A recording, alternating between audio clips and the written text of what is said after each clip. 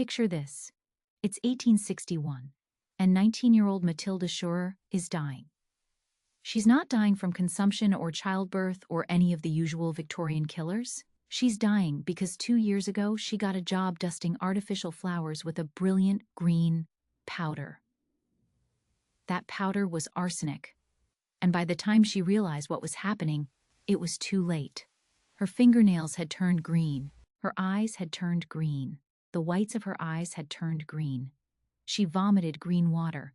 And when she finally died, in agony, the autopsy found arsenic in her stomach, liver, and lungs. All for fashion. All so wealthy women could wear realistic-looking artificial flowers in their hair. If you think that's horrifying, buckle up. Because Matilda wasn't unique. She wasn't even unusual. The Victorian era killed people with clothing in ways that would make modern safety inspectors weep. We're talking about an era where getting dressed in the morning could literally be a death sentence, where your outfit might burst into flames at dinner, where your collar could strangle you at your desk, and where the very dye in your dress could poison you, your children, and anyone who touched you.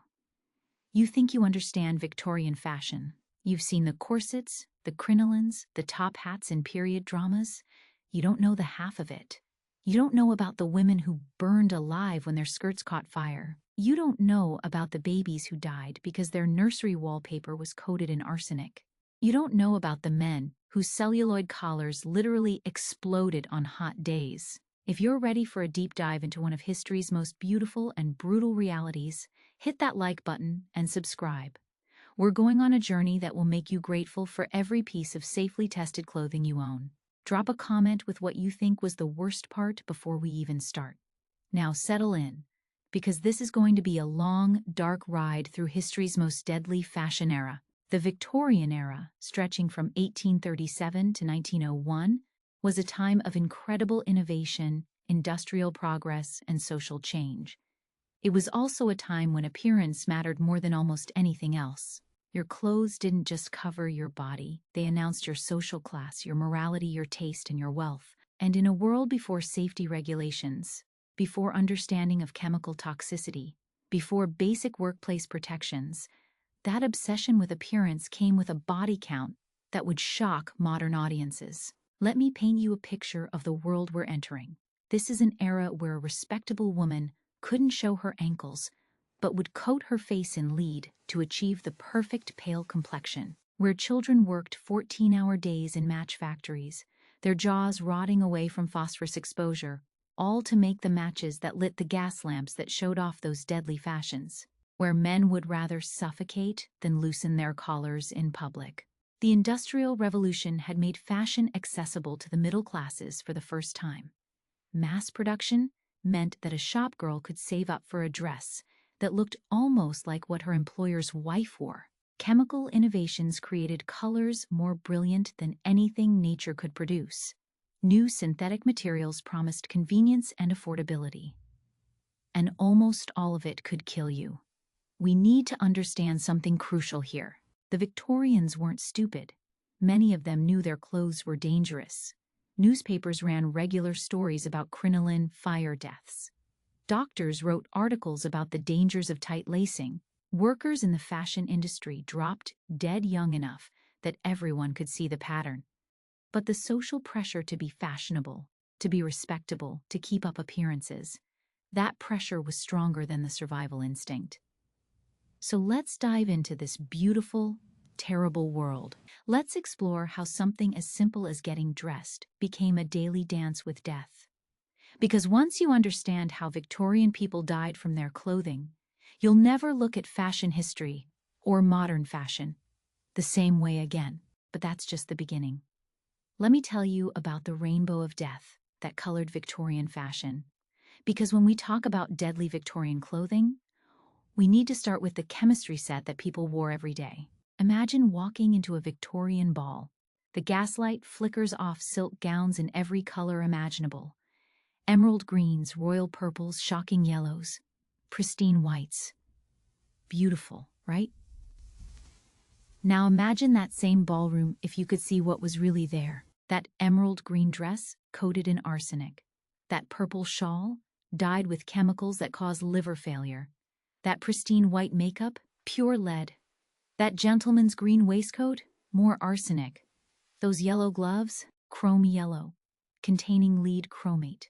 It wasn't a ballroom, it was a poison laboratory where everyone was both the scientist and the test subject. The star killer of Victorian fashion was Scheele's green, also known as Paris green or emerald green.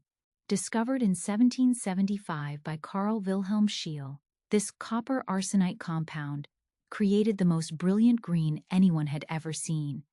It was cheap to produce, easy to apply, and absolutely gorgeous. It was also absolutely deadly. Here's what the Victorians did with their miracle green poison. They dyed dresses with it. They colored wallpaper with it. They painted children's toys with it. They used it in artificial flowers, in candy wrappers, in soap, in candles.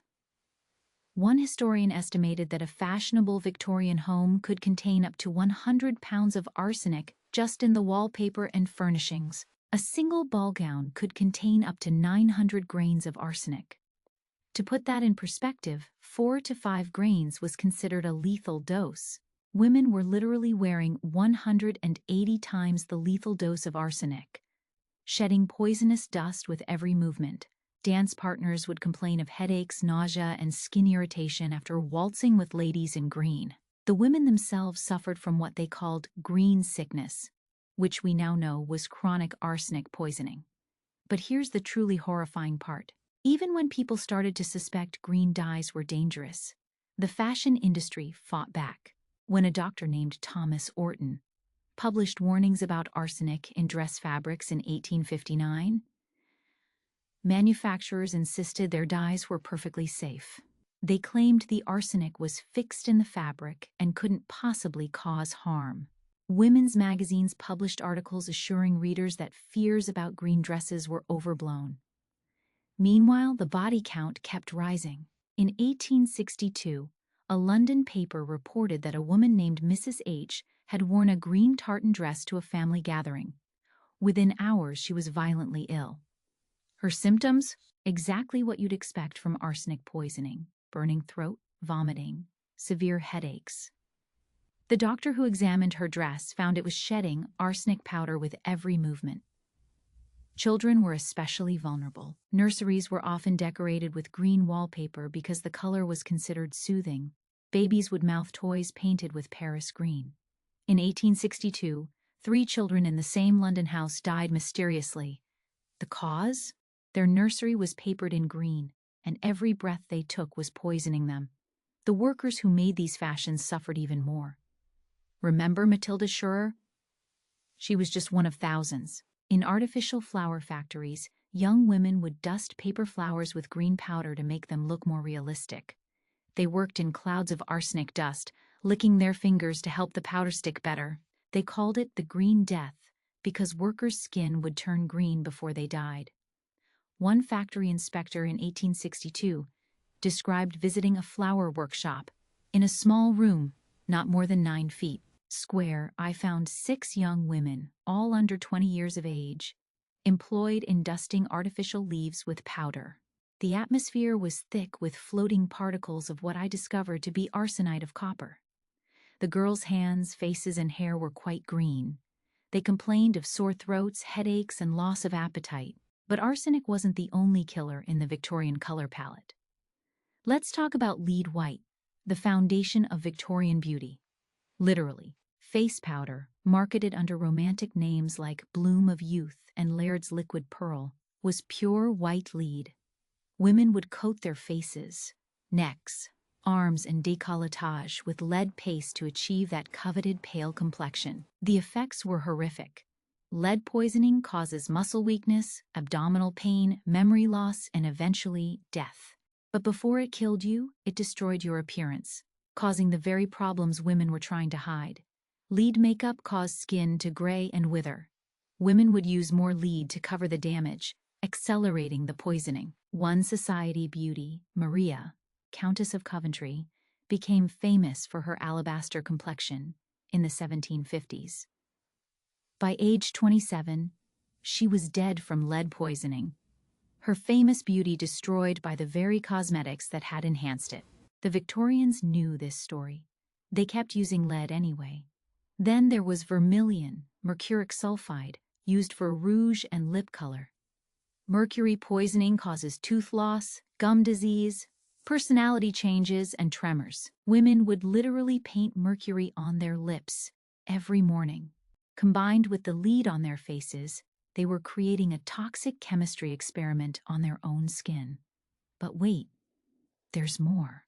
Purple dyes often contained chromium compounds that caused severe allergic reactions and chemical burns. Yellow dyes used picric acid, which could be absorbed through the skin and damage the kidneys. Red dyes used aniline, derived from coal tar, which caused bladder cancer in factory workers.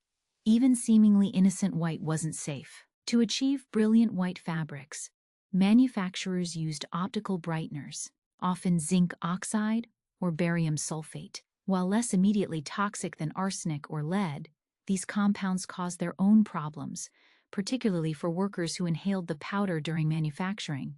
The fashion for jet black mourning clothes, mandatory after Prince Albert's death in 1861, brought its own dangers. The cheap black dyes used for mourning crepe would run when wet, staining the wearer's skin and causing severe rashes and chemical burns. Women in mourning, already grief-stricken, would develop painful sores from their clothing. One particularly tragic case involved a young widow named Sarah Thompson. Required to wear mourning dress for 2 years after her husband's death, she developed severe skin lesions from the dye in her crepe veil. The wounds became infected, and she died of septicemia, killed by the very clothes meant to honor her dead husband. The truly insidious thing about these poisonous colors was how they infiltrated every aspect of Victorian life. It wasn't just clothing. Arsenic green was used in soap, meaning you could poison yourself while trying to get clean.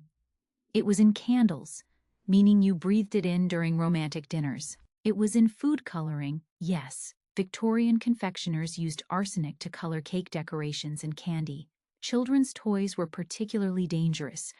Painted wooden toys, colored paper, even crayons contained these toxic pigments. Middle-class children, finally able to afford the kinds of toys previously reserved for the wealthy, were being poisoned by their prosperity. One doctor, writing in The Lancet in 1857, described treating a child who had been sucking on a green toy horse. The child presented all the symptoms of arsenical poisoning. Upon examination of the toy, I found it colored with arsenite of copper. The paint was easily removed by the child's saliva, converting an innocent plaything into a deadly poison. The medical establishment slowly began to recognize the connection between fashion and illness. Terms like arsenic complexion entered medical vocabulary, describing the characteristic pallor and skin conditions of chronic arsenic exposure. But progress was agonizingly slow. Even as evidence mounted, manufacturers insisted their products were safe, fashion magazines downplayed the risks, and consumers kept buying. Why? Because in Victorian society, appearance was everything. Better to risk death than social death. Better to be poisoned than unfashionable. A woman who refused to wear the latest colors would be marked as either poor or eccentric. A man who questioned the safety of his wife's wardrobe would be seen as controlling or paranoid. The color tragedies of the Victorian era reveal something fundamental about human nature, our willingness to suffer for beauty, to risk everything for social acceptance. But if you think poisonous colors were bad, wait until you hear about the structural dangers of Victorian fashion. Because it wasn't just what clothes were made of that killed, it was how they were shaped. If you think that's terrifying, let me tell you about the fashion accessory that turned women into human torches. The crinoline, that bell-shaped cage that gave Victorian ladies their distinctive silhouette, wasn't just uncomfortable. It was a death trap waiting for a spark. Picture the scene.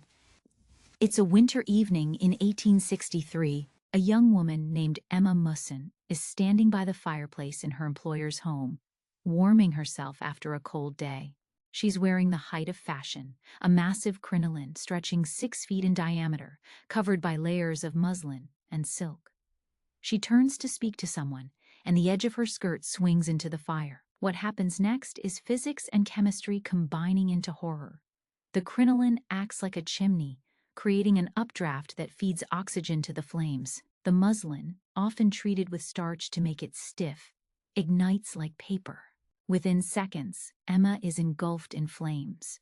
She runs, which only fans the fire. By the time help arrives, she suffered burns over 90% of her body. She dies in agony hours later. Emma wasn't unique. She wasn't even unusual. Crinoline fire deaths were so common that newspapers had a standard template for reporting them. The Times of London recorded an average of 3 fire deaths per week from crinolines during the 1860s. That's over 150 women per year burning to death for fashion in London alone. Oscar Wilde's half-sisters, Emily and Mary, died when Emily's crinoline caught fire at a Halloween party. She was dancing when her skirt brushed against an open flame. Mary tried to save her and was engulfed as well. Both died from their injuries. Oscar was only 12 years old. The statistics are staggering. Between 1850 and 1870, historians estimate that over 3,000 women in England alone died from crinoline-related fires. Add in the rest of Europe and America, and we're talking about tens of thousands of deaths, all for a fashion silhouette. But fire wasn't the only way crinolines killed. These massive cages of steel or whalebone created a whole catalog of death traps. Women got caught in machinery.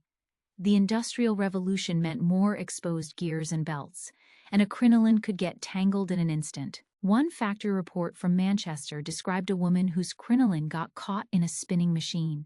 She was literally wound into the mechanism before anyone could stop it. Carriages were another killer. The doors weren't designed for 6-foot-wide skirts.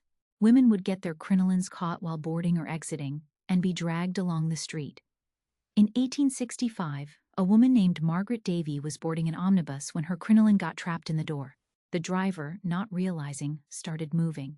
She was dragged for over 100 yards before other passengers noticed her screams. Wind was an unexpected enemy. Strong gusts could catch the crinoline like a sail, lifting women off their feet. Several women died falling from cliffs or piers when their crinolines caught the wind.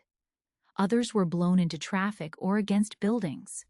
The Illustrated London News reported on a woman who was lifted by wind and impaled on iron railings. Her crinoline had turned her into a human kite. Even sitting could be dangerous. Crinolines would flip up if a woman sat incorrectly, exposing her undergarments. Social death in Victorian society. But they could also flip with enough force to knock over oil lamps or candles. One woman broke her neck when her crinoline flipped up and threw her backwards off a chair. The medical community documented numerous injuries beyond deaths. Bruised ribs from the constant pressure of the crinoline hoops, back problems from the weight and altered center of gravity. Circulation issues from the pressure on the abdomen. Women fainted constantly, partly from tight corsets, but also from the sheer physical effort of maneuvering these massive contraptions. Here's what really gets me. Everyone knew crinolines were dangerous. Punch magazine ran constant cartoons about crinoline disasters. Doctors wrote letters to newspapers warning about the fire risk. Even Queen Victoria reportedly hated them, calling them indelicate and dangerous. But fashion's hold was stronger than royal disapproval or medical warnings. Manufacturers tried to make them safer. Fireproof crinolines were marketed, treated with various chemicals to resist ignition. The chemicals often made things worse. Some released toxic fumes when heated. Others made the fabric so stiff it was more likely to crack and catch sparks. The safety crinoline was another innovation, designed to collapse if caught or pulled. Great in theory. In practice, they often collapsed at the wrong moment, tripping women on stairs or tangling in their feet. One society lady reportedly had her safety crinoline collapse during her presentation to Queen Victoria, creating a scandal that followed her for years. Some women tried to compromise with smaller crinolines or crinolines worn only for special occasions. But social pressure was immense. A woman without a proper crinoline was either a servant or a radical. Reformers who advocated for dress reform were mocked as bloomers or worse.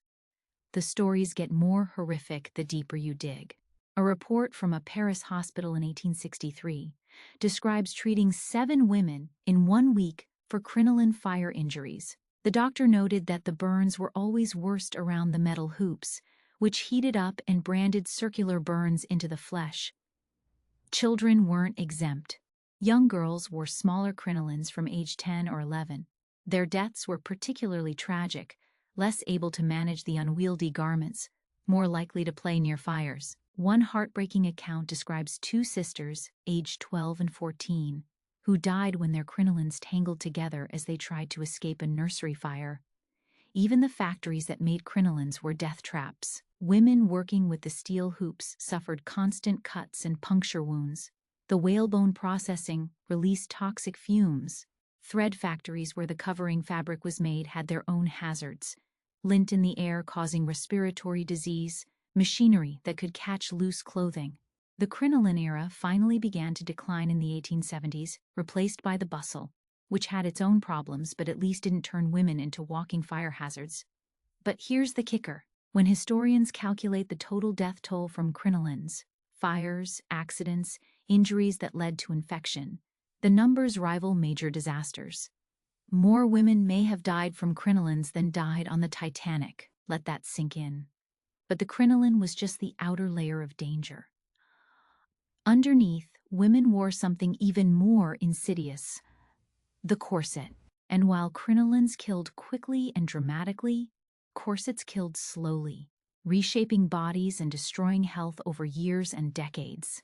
Speaking of slow deaths, let's talk about the torture device that Victorian women strapped to their bodies every single day. The corset. If crinolines were like wearing a death trap, corsets were like wearing a slow-acting vice that gradually crushed your internal organs. And unlike crinolines, which women could at least remove at home, corsets were considered essential undergarments. Respectable women wore them from morning to night, from childhood to death. First, let's be clear about what we're discussing.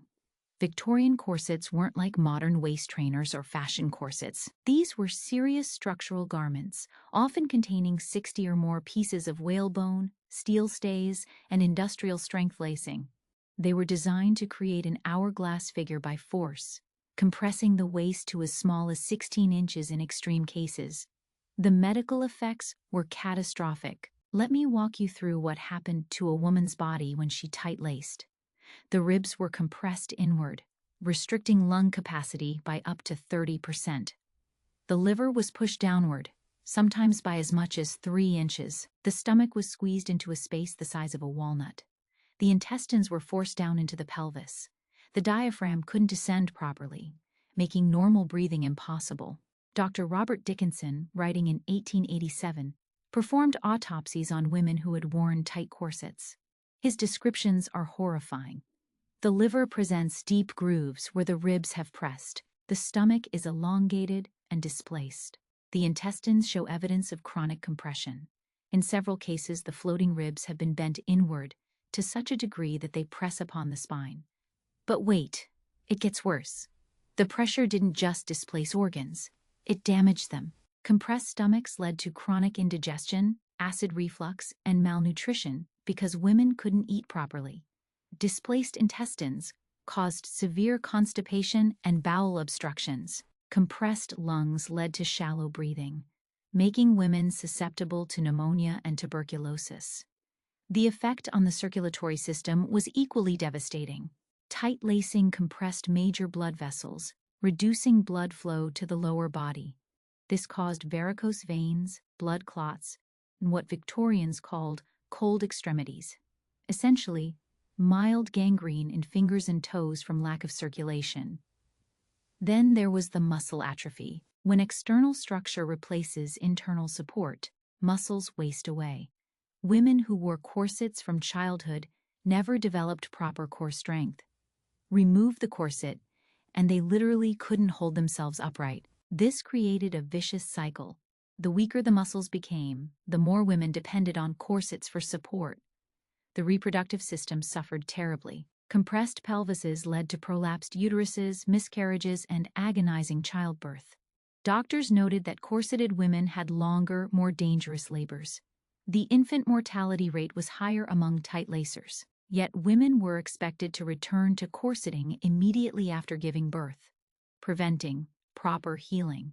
Here's a particularly grim statistic. A study of 1,000 women in Boston in 1874 found that 87% suffered from serious health problems directly attributable to corseting.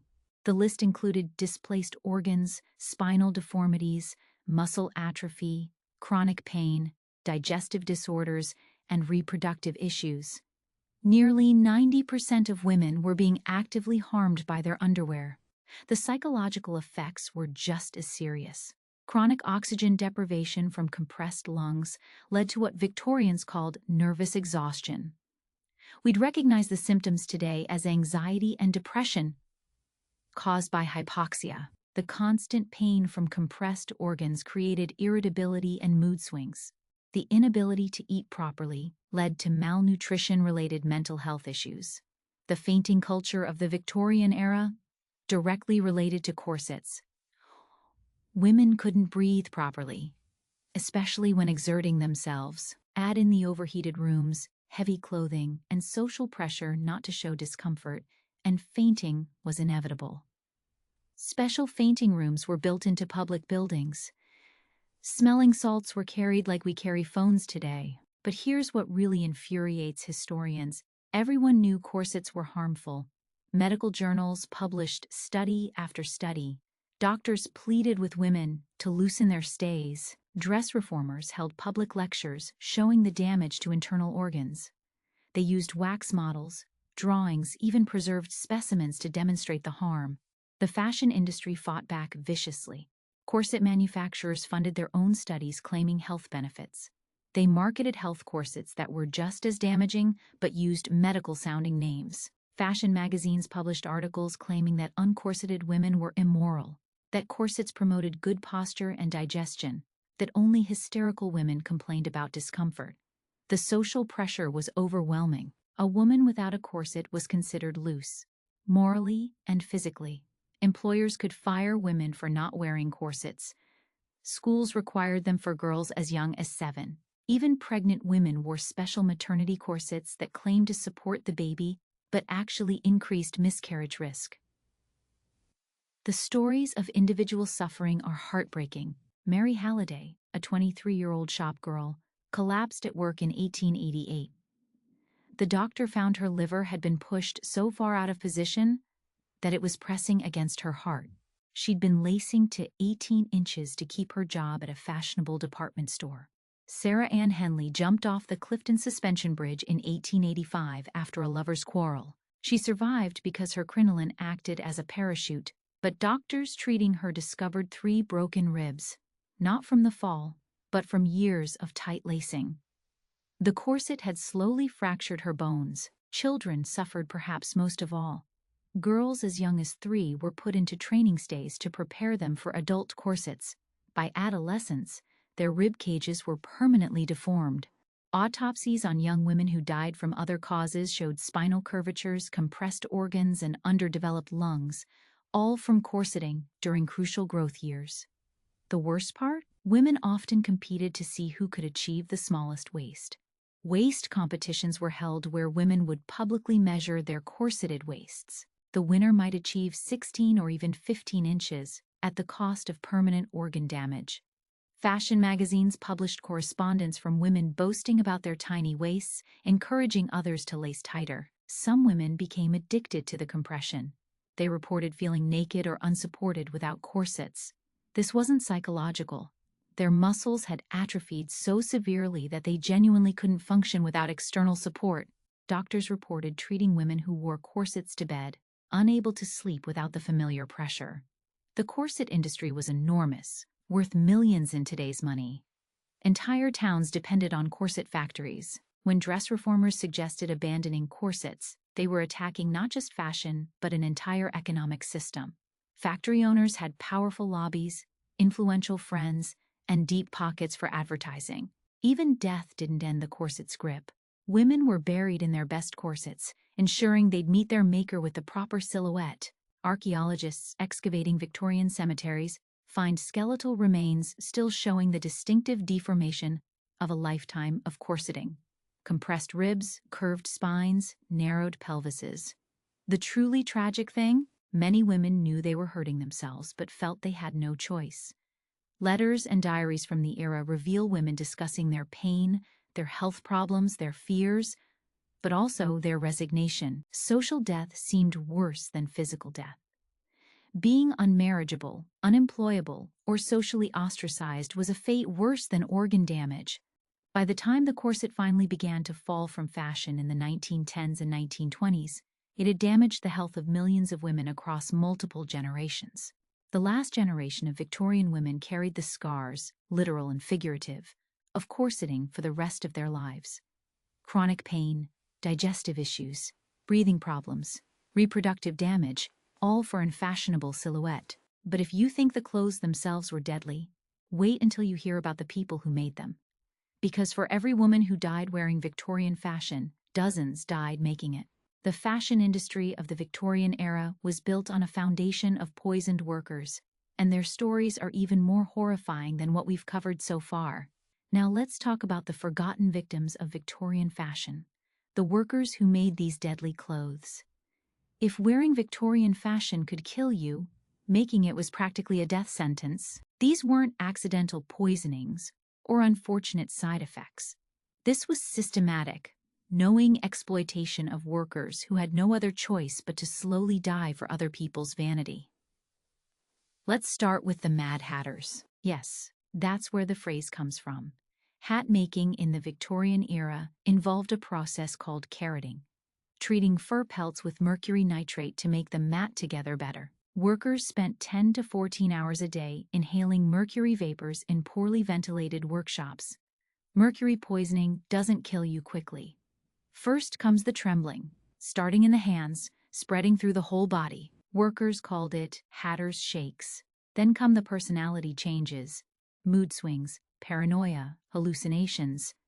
Finally, complete neurological breakdown. Workers would labor for years as their minds and bodies deteriorated, until they couldn't hold a brush steady enough to work. One report from Stockport in 1878 examined 100 hat workers. Every single one showed signs of mercury poisoning. The average career span? 7 years from starting work to complete disability. Most were dead within 10. They knew what was killing them. Workers called mercury the devil's metal. But what choice did they have? It was work in the hat factories or starve. But hatters weren't even the worst off. Let me tell you about the match girls. These were young women, often children, who worked in match factories. The matches of the era used white phosphorus, which caused a condition called phossy jaw. Phossy jaw started as a toothache. Then the jaw began to glow in the dark. Yes, literally glow. The bone tissue would necrotize, becoming infected and rotting away. The smell was so bad that sufferers were often isolated from their families. The only treatment was surgical removal of the jawbone, leaving survivors horribly disfigured. Most died from the infection spreading to the brain. The match factory owners knew. Of course they knew. They could see their workers' faces rotting off. But white phosphorus was cheaper than the safer red phosphorus. A report from 1888 found that Bryant and May's match factory was making annual profits of £138,000, while paying workers 4 shillings a week and watching them die. The match girls' strike of 1888, led by Annie Besant, finally brought attention to their plight. But by then, hundreds had died, and thousands more were permanently disfigured. Also, Victorian households could light their lamps and show off their deadly fashions. Textile factories were their own circle of hell. The air was deliberately kept hot and humid to prevent threads from breaking, often over 100 degrees Fahrenheit with 90% humidity. Workers couldn't open windows because drafts would damage the fabric. They worked barefoot because shoes might damage the goods. Cotton mills were full of floating fibers that workers inhaled with every breath. Mill fever was actually bisonosis, a lung disease caused by cotton dust. Workers would start coughing, then wheezing, then struggling for every breath. By 40, most mill workers had the lung capacity of modern 80-year-olds. One Manchester doctor examining mill workers in 1872 wrote, "The girls enter the mills at 12 or 13, full of health and vigor. By 25, they are wan, thin, and constantly fatigued. By 35, if they live that long, they are broken invalids, gasping for breath, unable to climb a single flight of stairs." The machinery itself was a killer. Unguarded belts, exposed gears, spinning wheels, all grabbed loose clothing or hair. Workers were regularly drawn into machines. If they were lucky, they lost fingers or hands. If unlucky, they were pulled entirely into the mechanism.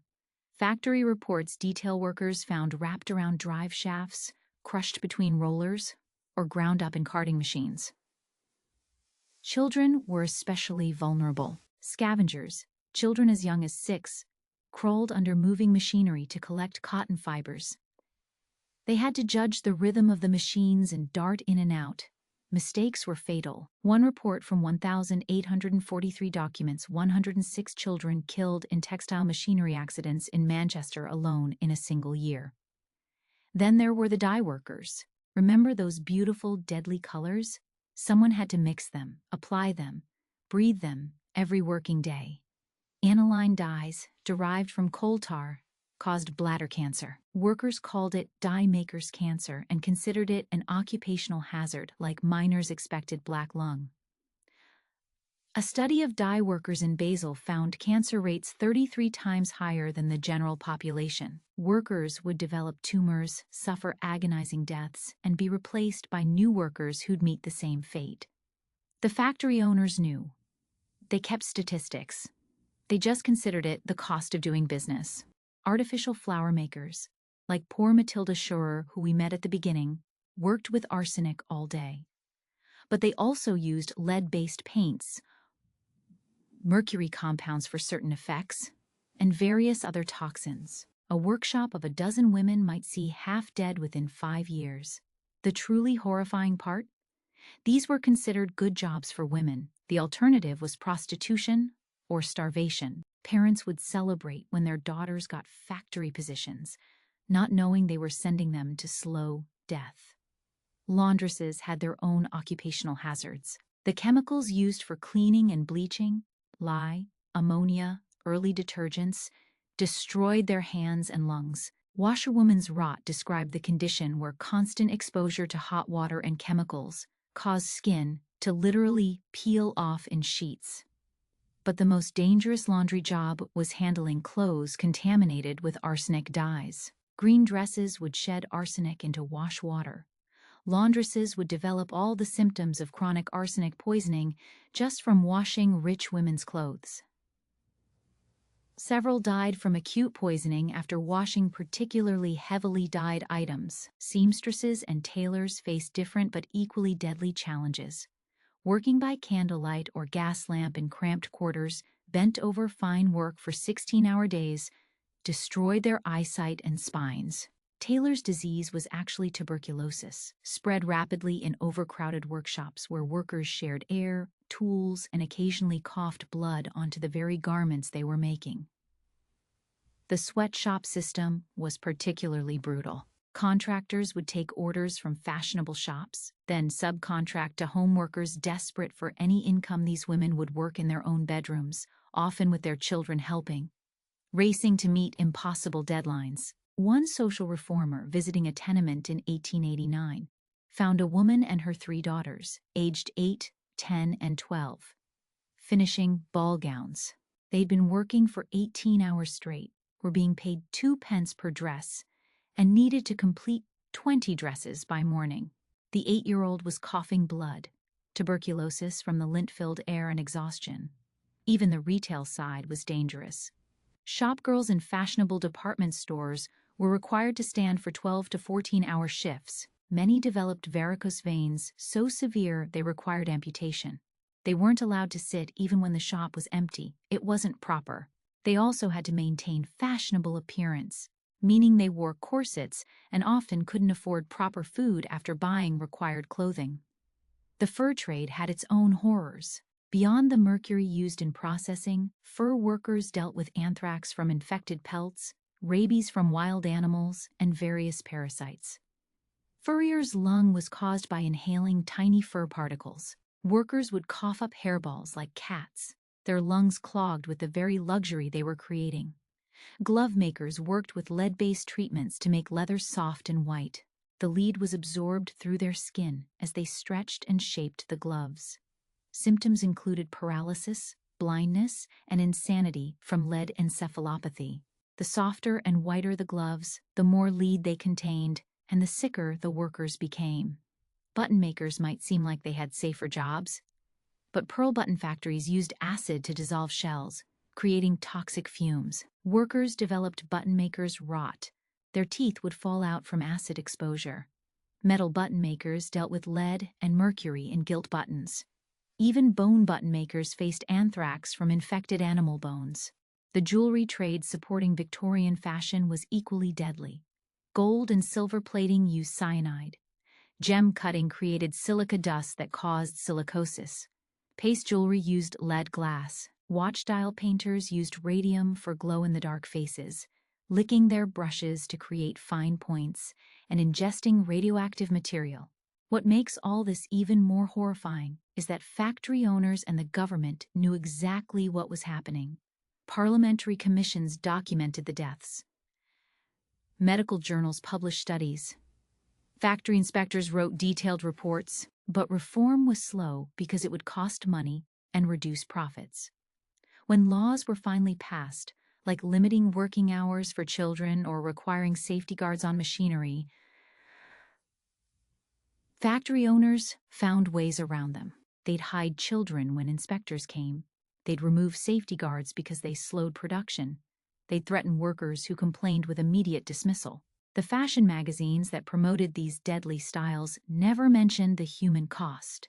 They'd gush about the beautiful green silk from a particular shop without mentioning the dozen women who died dyeing it.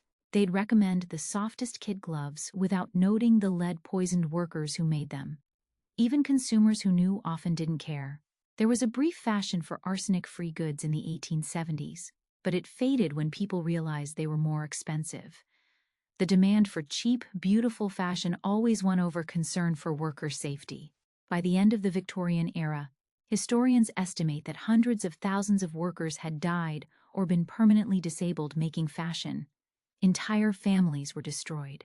Children orphaned when their parents died from occupational diseases, young women made unemployable by disfigurement or disability. These weren't casualties of war or natural disaster. They were casualties of vanity, killed to create clothes that would themselves kill the wearers.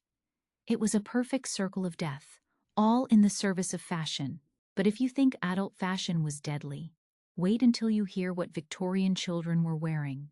Because in an era that sentimentalized childhood innocence, the reality was that children were being poisoned, burned, and strangled by their own clothes.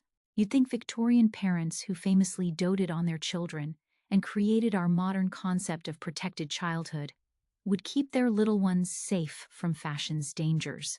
You'd be tragically wrong. Victorian children were poisoned, burned, and suffocated by their clothing at rates that would trigger a modern product recall within hours. But in an era before safety regulations, children were just smaller victims of the same deadly fashion system. Let's start with the most heartbreaking killer, nursery fires. Victorian children, especially girls, wore long white nightgowns made of cotton or muslin. Sounds innocent enough, right? Except these nightgowns were often treated with starch to make them look crisp and clean. Starch is basically sugar. Sugar is highly flammable. You see where this is going. Children would stand too close to nursery fires, oil lamps, or candles. The hem of a nightgown would catch, and within seconds, the child was engulfed. The flames traveled up faster than anyone could react. Parents would hear screaming, rush in, and find their child already burned beyond saving. The statistics are soul-crushing. In 1867 alone, over 3,000 children in Britain died from clothing fires. That's 8 children every single day. The majority were under 10 years old. The deaths were so common that newspapers had a standard column for deaths from clothes catching fire right next to the weather report. One particularly haunting case involved the daughters of a wealthy London merchant in 1869. 7-year-old Alice and 5-year-old Emma were playing in the nursery when Alice's dress brushed against the fireplace grate. Emma tried to help her sister, and both girls' clothes ignited. Their governess threw a rug over them, but it was too late. Both girls died within hours, their parents listening to their agonized screams echoing through the house. But fire wasn't the only danger lurking in the nursery. Remember that arsenic green we talked about? Victorian parents loved decorating nurseries with green wallpaper. It was considered soothing and natural. They'd paint toys green, dress children in green, surround them with green furnishings. They were literally creating poison chambers for their babies. Dr. William Hines documented one tragic case in 1871. The Turner family had lost 3 children in 2 years, all to mysterious illnesses. Each child would develop chronic diarrhea, then waste away despite the best medical care. When the 4th child began showing the same symptoms, Dr. Hines investigated the nursery. The green wallpaper was shedding arsenic dust with every air current. The children had been slowly poisoned in their beds. Toys were another source of poison. Lead paint was used for bright reds and yellows. Children would mouth their toys, as children do, and ingest lead with every lick. Lead poisoning in children causes developmental delays, behavioral problems, and death. Victorian doctors called it painter's colic when children presented with lead poisoning symptoms, not initially connecting it to toys. One toy manufacturer's catalog from 1875 proudly advertised their painted wooden soldiers as using the brightest and most permanent colors. Chemical analysis of surviving toys shows lead levels that would be illegal in modern house paint, let alone children's toys.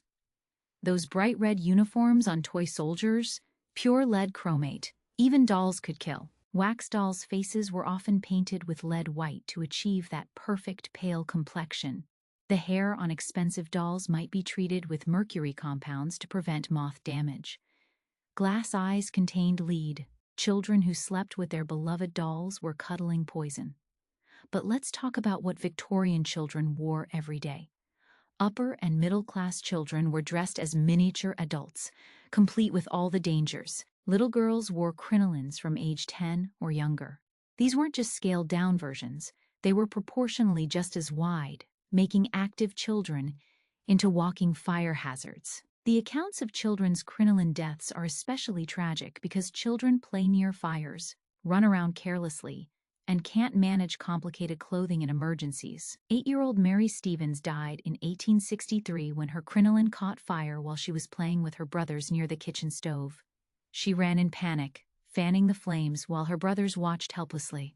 Boys weren't safe either. The fashion for young boys included knee-length tunics with elaborate button decorations. These buttons were often made of celluloid, an early plastic that was highly flammable and could explode when heated.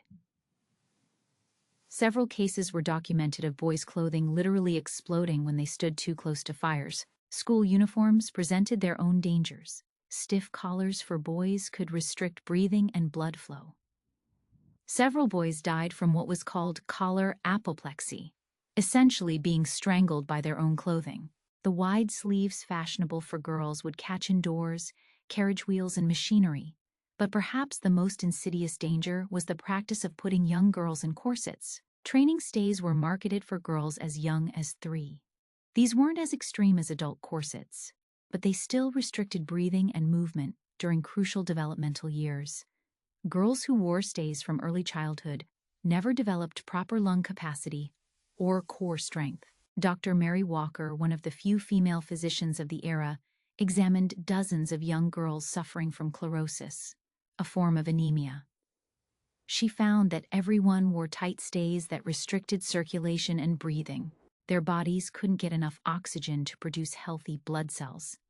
These girls were pale, listless, and constantly fatigued, all from their underwear. The psychological damage was just as real. Girls learned from toddlerhood that beauty meant pain.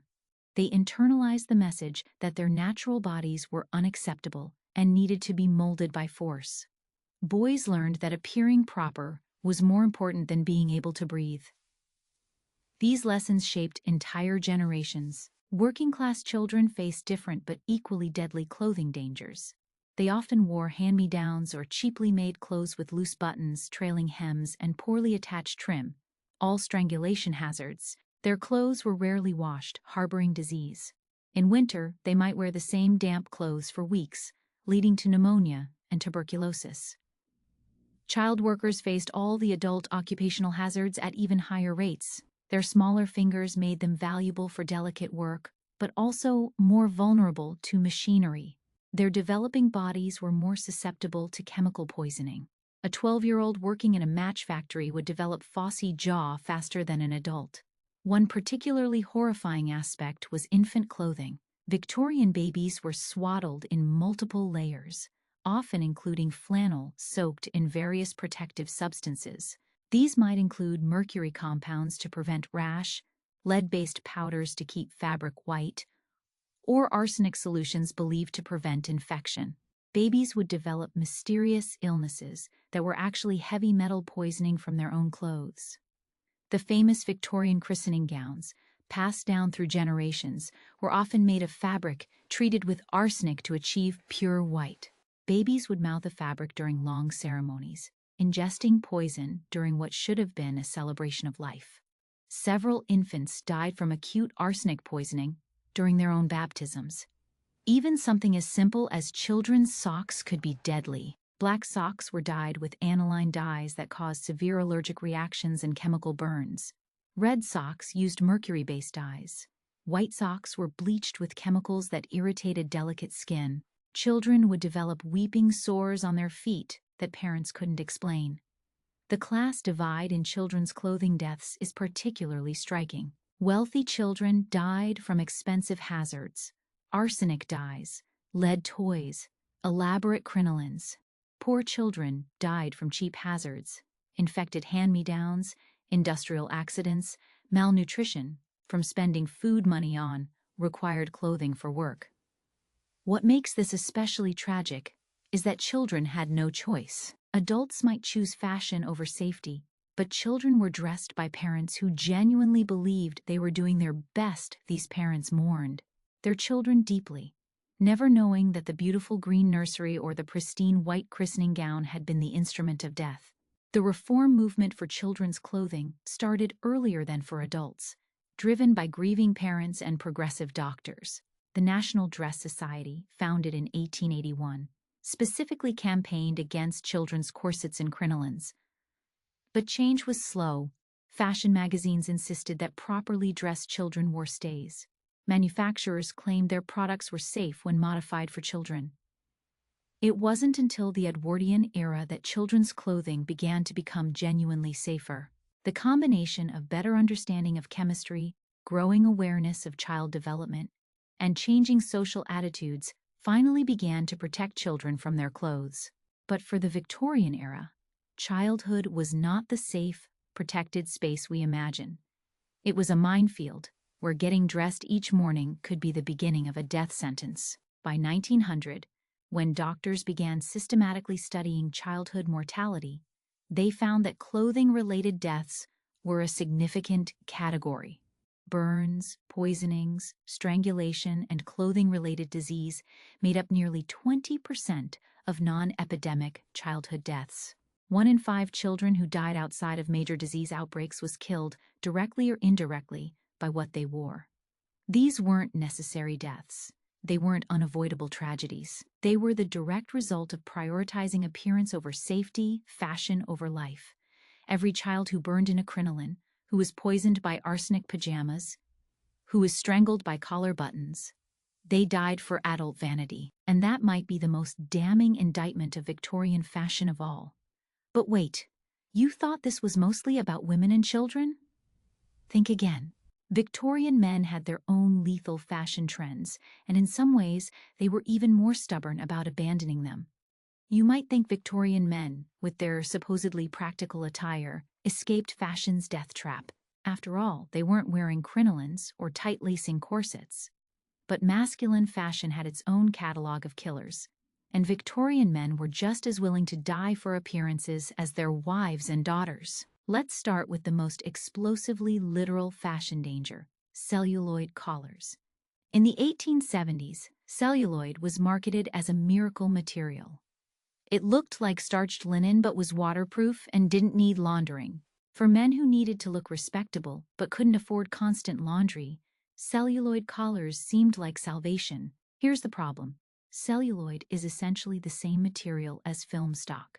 It's nitrocellulose, gun cotton dissolved in camphor. It's so flammable that it can explode from friction alone. Men would lean too close to a gas lamp, and their collar would burst into flames. Not catch fire, explode.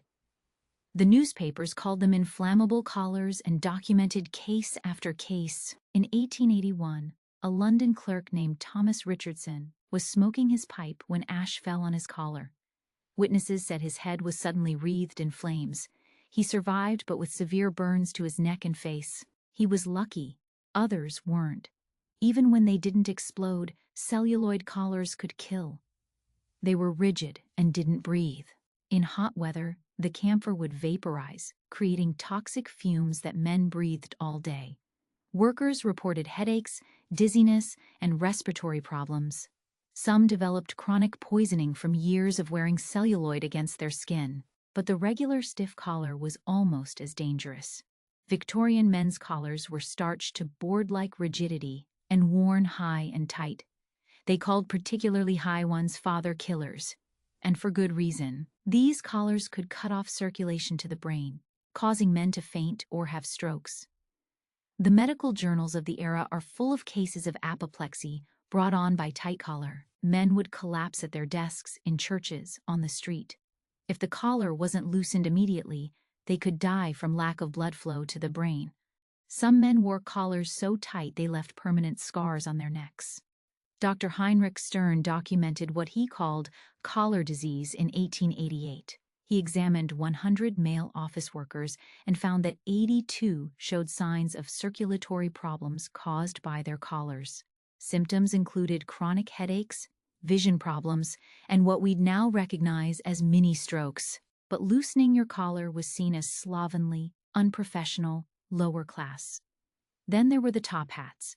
Made with mercury-treated felt, they slowly poisoned the men who wore them. But that was just the chronic danger. The acute danger came from their height and rigidity. Men would strike their heads on low doorways, causing concussions. In windy weather, men would chase their hats into traffic. The Times reported several deaths annually from misadventure while pursuing hat.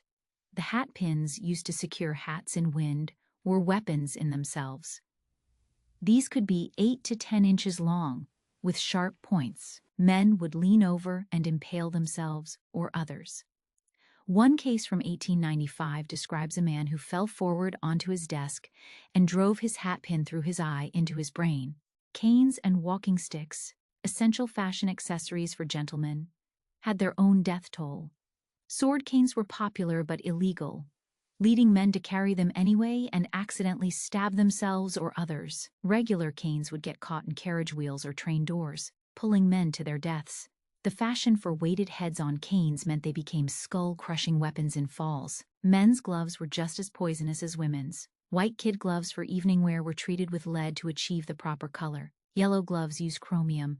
Men would wear these to dinner, handle their food, and ingest poison with every meal. The fashion for tight gloves cut off circulation, leading to nerve damage in the hands.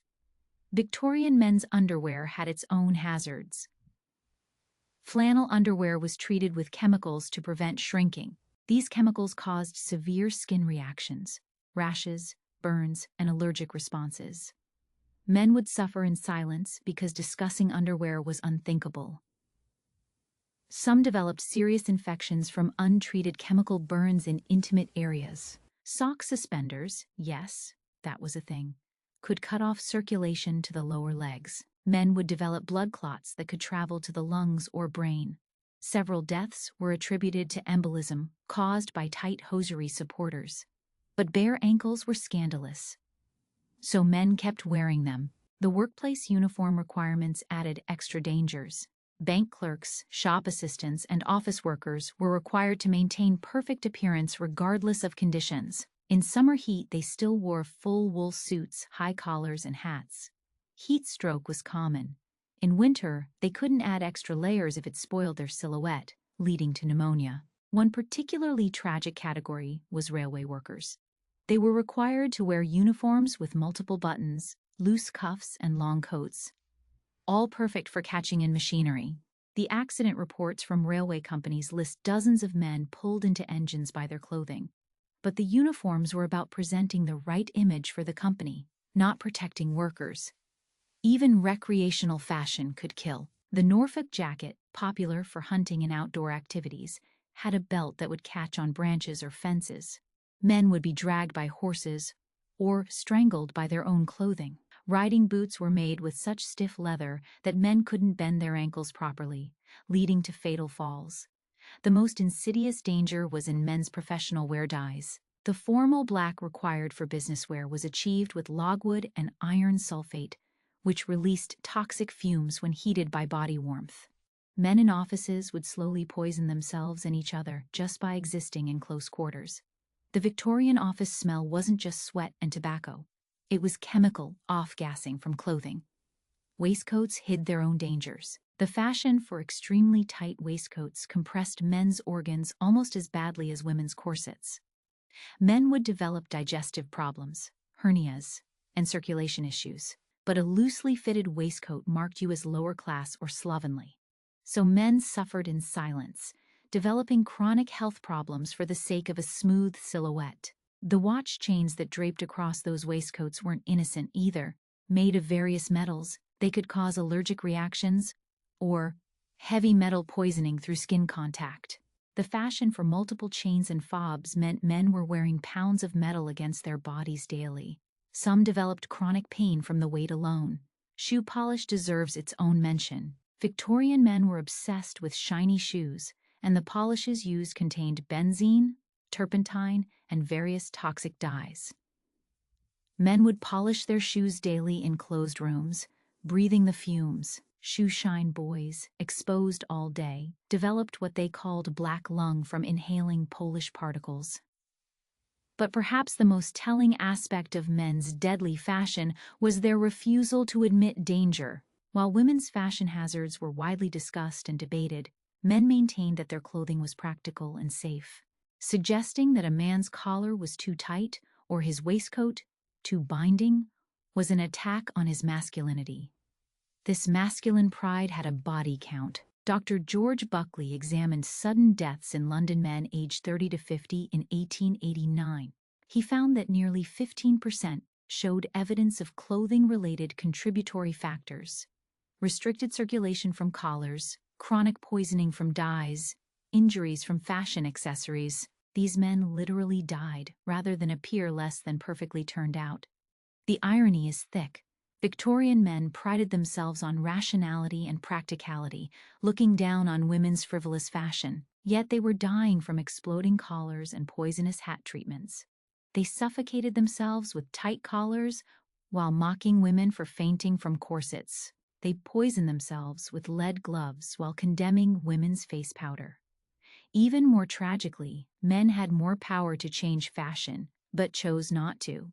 They controlled the businesses, the newspapers, the government. They could have mandated safer clothing, better working conditions, chemical regulations.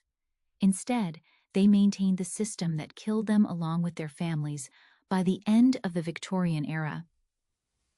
Men's fashion had begun to relax slightly. The lounge suit replaced some formal wear. Collars became marginally less murderous. But the damage was done. Thousands of men had died for the sake of looking respectable. And unlike women, who at least had dress reform movements fighting for them, men suffered and died in dignified silence. The ultimate Victorian tragedy wasn't just that fashion killed. It was that everyone, men, women, and children, participated in their own destruction, knowing the risks but unwilling to be the first to break ranks. Better dead than unfashionable. And speaking of which, let's examine the beauty industry that made sure Victorians looked good while dying. If clothing was killing Victorians from the outside, cosmetics were poisoning them from within. The Victorian beauty industry was essentially an unregulated chemistry experiment performed on human faces, and the results were exactly as horrific as you'd expect. Let's start with the ideal of beauty itself. Victorian women were supposed to achieve a paradox, looking naturally beautiful, while everyone knew nature alone couldn't achieve the standard. Pale skin, bright eyes, rosy cheeks, red lips, clear complexion. Sounds lovely? The methods to achieve it were anything but. The foundation of Victorian beauty was literally foundation. Face powder that was almost pure lead, marketed under romantic names like Bloom of Youth, Laird's Liquid Pearl, and Eugenie's favorite. These powders promised to give women the coveted alabaster complexion. What they actually gave was lead poisoning. Lead face powder worked beautifully at first. It covered blemishes, evened skin tone, and created that perfect matte finish. But lead is absorbed through the skin. With daily use, women were giving themselves chronic lead poisoning. The symptoms? Muscle weakness, headaches, abdominal pain, mood changes, and eventually, paralysis and death. But here's the truly diabolical part. Lead poisoning destroyed the complexion. It caused the skin to gray and wither. Women would notice their skin looking worse and apply more lead powder to cover the damage. The worse their skin got, the more poison they applied. It was an addiction cycle that ended in death or disfigurement. Society beauty Maria Gunning, Countess of Coventry, became the cautionary tale everyone ignored. Famous for her alabaster complexion achieved with white lead, she was dead at 27. Toward the end, her skin was gray and withered, her beauty destroyed by the very cosmetics that had enhanced it. Everyone knew her story. Women kept using lead anyway. For that rosy glow on cheeks and lips, women turned to vermilion, mercuric sulfide. Mercury, as we've established, is highly toxic. Applied daily to lips and cheeks, it caused gum disease, tooth loss, kidney damage, and neurological problems. Women would literally watch their teeth fall out and keep applying mercury to their lips. But wait, it gets worse. For truly red lips, some women used fucus, a dye made from seaweed mixed with mercury. Others used carmine, derived from crushed cochineal insects, mixed with ammonia and other chemicals. These caused severe allergic reactions, chemical burns, and chronic poisoning. Kiss someone wearing these lipsticks, and you'd ingest poison too. For the eyes, belladonna drops were the beauty secret everyone whispered about. Derived from deadly nightshade, these drops dilated pupils, creating that doe-eyed look Victorian men supposedly loved. Side effects included blurred vision, hallucinations, rapid heartbeat, and death from overdose. Women would stumble around half-blind at parties, unable to see but looking beautiful. Some women went further, using preparations containing atropine, also from belladonna, around their eyes to create a dewy look. This was absorbed through the thin eye skin, causing systemic poisoning. Symptoms included confusion, delirium, and seizures. The beauty ideal literally drove women mad. For those lustrous eyebrows and lashes, women used kohl, made with antimony or lead sulfide. Applied daily to the sensitive eye area, these caused eye infections, vision loss, and heavy metal poisoning. Some preparations included ground galena lead ore mixed with frankincense and animal fat. Women were essentially painting lead directly onto their mucous membranes. Hair care was its own chemical warfare. To achieve fashionable colors, women used dyes containing lead acetate, silver nitrate, and copper sulfate. These didn't just color hair, they poisoned the scalp. Women developed severe dermatitis, hair loss, and systemic metal poisoning. The irony of going bald from hair dye wasn't lost on Victorian doctors, but women kept dying. For hair removal, the options were even worse. Rusma, a popular depilatory, contained arsenic and quicklime. Women would spread this caustic mixture on their skin, hoping to remove hair before it burned through to the flesh. Many misjudged and were left with permanent scars. Others absorbed enough arsenic through their skin to cause systemic poisoning. The truly horrifying Tofana water was still whispered about in Victorian times. Originally a Renaissance poison, it became a beauty treatment. Arsenic dissolved in water, applied to the skin for that translucent look. Women were literally painting themselves with the same substance used to murder inconvenient husbands. Teeth whitening involved even more hazardous chemistry. Popular treatments included sulfuric acid to dissolve stains. Women would have this applied by dentists, who were often just entrepreneurial sadists with pliers. The acid would eat through enamel, causing excruciating pain and tooth loss. But yellow teeth were social death, so women endured. For those who'd already lost teeth to mercury or acid, false teeth brought new dangers. Early dentures used lead-based materials or ivory treated with mercury compounds. The constant contact with saliva meant continuous poison ingestion. Some women developed such severe lead poisoning from their dentures that they couldn't eat solid food, defeating the purpose entirely.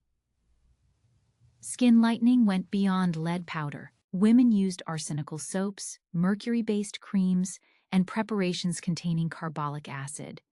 These caused everything from mild burns to complete facial disfigurement. One popular treatment involved coating the face with opium dissolved in alcohol, creating drug addiction through skincare. The peaches and cream complexion required more than external applications. Women took arsenic wafers, literally eating poison for beauty.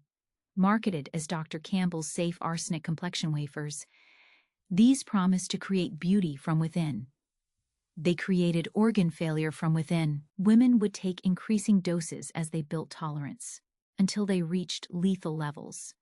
For those who wanted faster results, there were beauty baths containing mercury, lead, and arsenic. Women would soak in poison, absorbing it through every inch of skin. Bathhouses advertised these treatments as luxury experiences. They were luxury poisonings. The beauty industry fought viciously against any regulation. When doctors published warnings, cosmetic manufacturers funded counter-studies. They claimed their products were safe, that only excessive use caused problems. They blamed victims for not following directions properly. Sound familiar?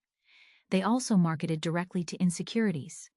Advertisements warned that husbands would stray if wives let themselves go. They created before and after illustrations showing plain women transformed into beauties. They published testimonials from satisfied customers, never mentioning the ones who died. Even when women knew the dangers, social pressure was enormous. A woman without powder and rouge looked fast or poor. Employers required shop girls to wear cosmetics. Men claimed they preferred the natural look, while courting only women wearing obvious makeup. The mixed messages drove women to desperate measures. The beauty parlors of the era were like chemical weapons facilities. Treatments included lead face masks that gradually poisoned through skin absorption, mercury steam treatments for the complexion, arsenic hair washes for shine, carbolic acid, peels that sometimes went too deep, radium treatments for that glowing complexion. Literally radioactive beauticians themselves suffered from constant exposure to these chemicals. They developed what they called beauty parlor hands, skin destroyed by constant contact with acids and heavy metals. Many died young from accumulated poisoning, but it was one of the few respectable careers for women, so they persisted. The most tragic aspect was how unnecessary it all was. Safe alternatives existed. Rice powder, while not as effective as lead, was harmless. Beet juice could tint lips and cheeks. Soap and water actually cleaned skin better than mercury preparations. But these weren't fashionable. They weren't what magazines recommended. They weren't what men supposedly wanted. By the 1890s, the first cosmetics regulations were being discussed. The industry fought them tooth and nail. They argued that women had the right to choose their own beauty treatments. They claimed government interference would destroy businesses. They insisted their products were safe when used properly. Meanwhile, the bodies piled up. Women died from acute poisoning after trying new beauty treatments. Others died slowly from chronic exposure. Many were disfigured, Faces scarred by acid, skin grayed by lead, teeth lost to mercury. The beauty industry had turned women into voluntary test subjects for industrial poisons. The records from Victorian poison control centers, yes, they had those, show cosmetics as a leading cause of poisoning, second only to household cleaning products. But unlike cleaning products, cosmetics were applied intentionally, daily, by women who knew the risks but felt they had no choice. A survey of Victorian women's deaths in London in 1891 found that approximately 5% showed signs of cosmetic-related poisoning as a contributing factor. That's 1 in 20 women dying partly from their beauty routine. And those are just the cases where the connection was obvious. How many more died from chronic exposure that weakened them for other diseases? By 1900, the beauty industry was worth millions. Built on poison, marketed through fear, sustained by social pressure. Women had literally paid with their lives for the privilege of meeting impossible beauty standards, and the standards themselves, created by the same industry that profited from the poison. But cosmetics were just one part of the toxic Victorian lifestyle. The entire material world was saturated with poison, from the wallpaper in bedrooms to the toys in nurseries. And that brings us to the final circle of this fashionable hell, the deadly home decor that completed the Victorian aesthetic of death. The social pressure to maintain appearances extended far beyond personal fashion. Victorian homes themselves became showcases of deadly decoration, where every room could harbor fatal beauty. And the most insidious part? Unlike clothing that could be removed or cosmetics that could be washed off, these poisons surrounded families 24 hours a day.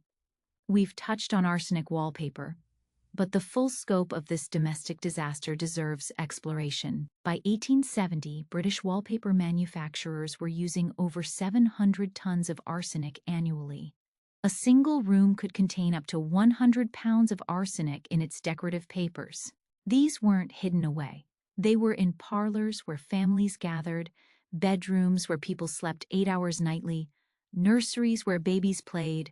The wallpapers shed arsenic dust constantly. Every time someone brushed against a wall, opened a window creating a draft, or simply walked across a room stirring the air, microscopic particles of poison became airborne. Families breathed arsenic with every breath, absorbed it through their skin, ingested it with food exposed to the air. Dr. William Hines became obsessed with documenting wallpaper poisonings after losing 3 child patients from the same family. He collected samples from homes where mysterious illnesses occurred. His findings were horrifying. Some wallpapers contained 60 grains of arsenic per square yard. Remember, 4 to 5 grains could be lethal if ingested. But here's what makes it truly evil. The symptoms of chronic arsenic poisoning from wallpaper mimicked common Victorian ailments: fatigue, headaches, digestive problems, skin conditions.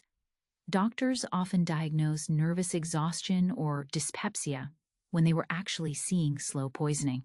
Families would redecorate sick rooms with fresh wallpaper to cheer up invalids, inadvertently increasing their poison exposure. The wallpaper manufacturers knew, of course they knew. When confronted with evidence, they claimed the arsenic was fixed and couldn't possibly become airborne. When chemists proved it did, they pivoted to saying the amounts were too small to matter. When people kept dying, they blamed hysteria and suggested the real problem was poor ventilation. William Morris, the famous designer, profited enormously from arsenic wallpapers. When challenged, he insisted there was no danger, even as workers in his own factories sickened and died. He only stopped using arsenic when public pressure threatened his bottom line, not from any moral awakening. But wallpaper was just the beginning. Victorian homes were furnished with death. Carpets were dyed with arsenic and chromium compounds. Every footstep ground poison deeper into the fibers, creating toxic dust. Children playing on carpets absorbed poison through their skin. Babies crawling put their faces directly into arsenic-laden fibers. Curtains and upholstery used the same deadly dyes as clothing. But while you might wear a green dress occasionally, your parlor curtains hung there always, shedding poison into the air you breathed. The heavy Victorian drapes, meant to show prosperity, trapped poisonous particles that were released every time someone drew them.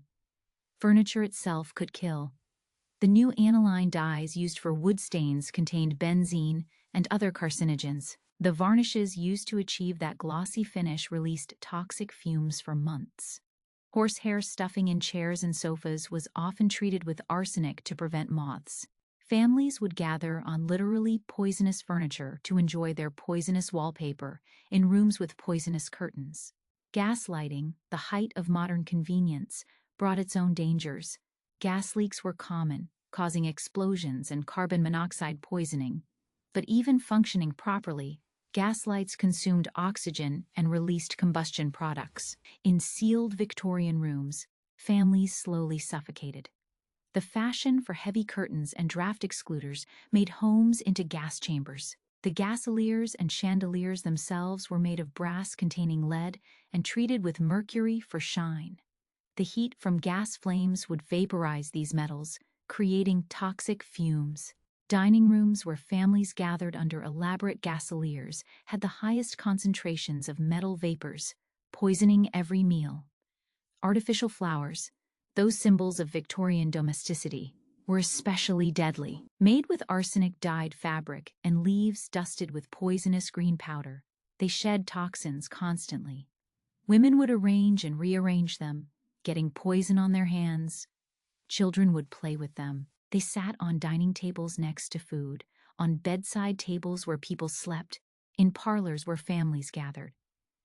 Taxidermy, another Victorian obsession, involved arsenical soap for preservation. Those glass-eyed birds and mounted deer heads weren't just macabre, they were toxic.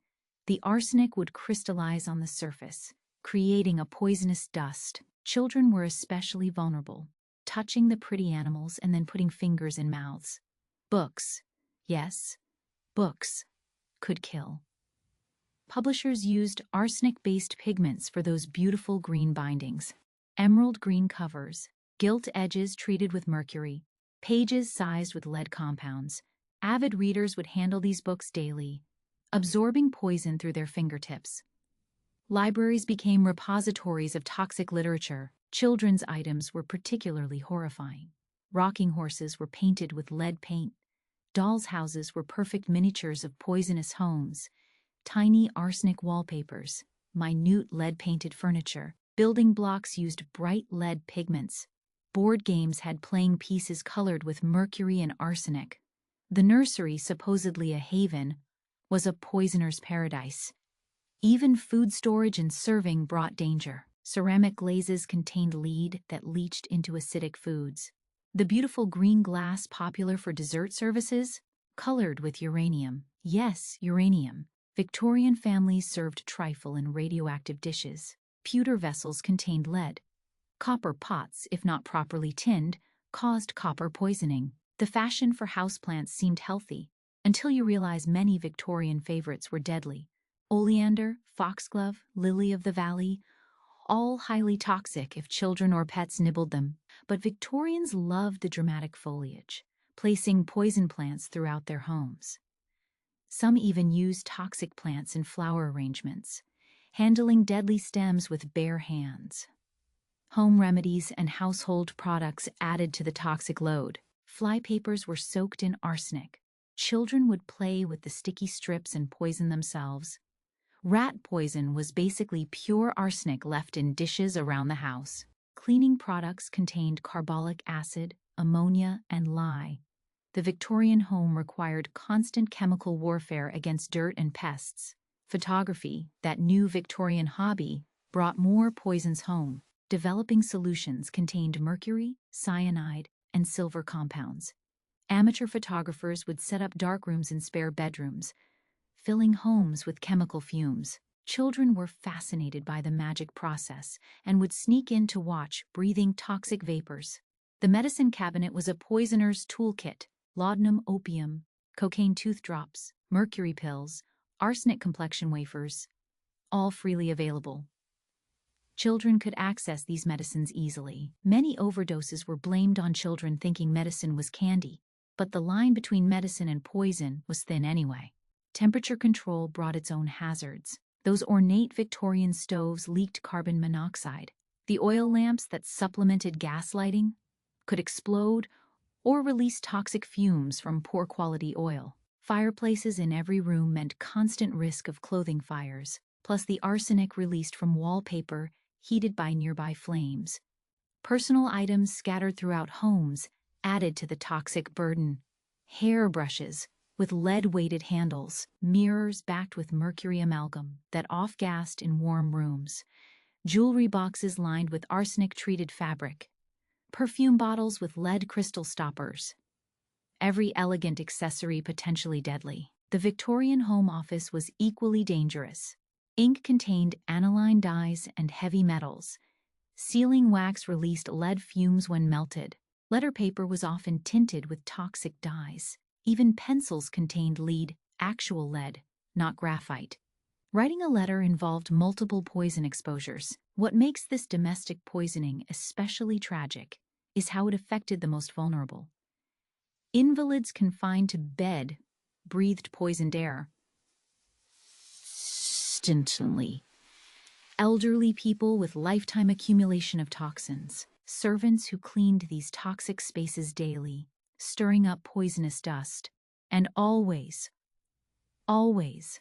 the children playing on poisoned carpets under poisoned wallpaper.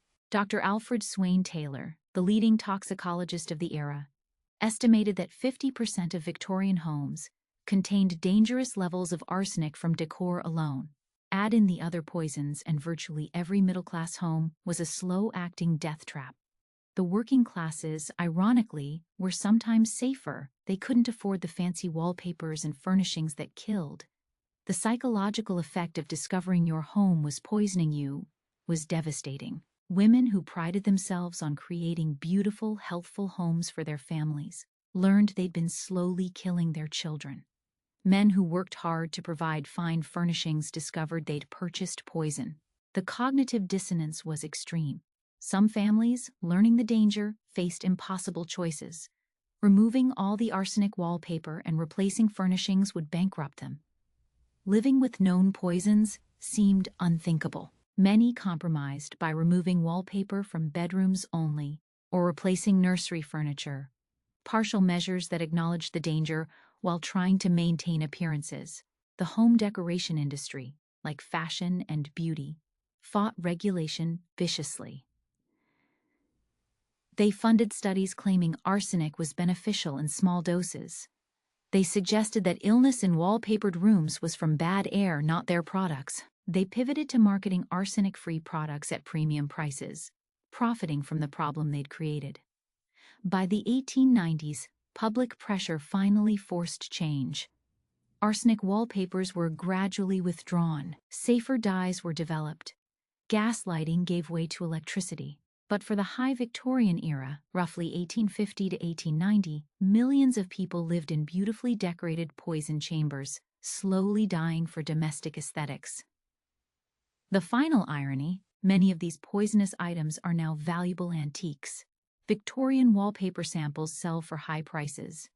Those uranium glass dessert services are collector's items. Lead-painted toys command premium prices. We display in museums the very items that killed their original owners. Beautiful, deadly, and forever tied to the Victorian obsession with appearance over health.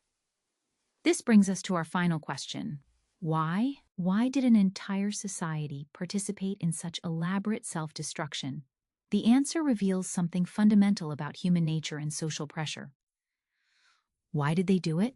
Why did millions of people knowingly poison themselves, burn alive, suffocate, and suffer for fashion?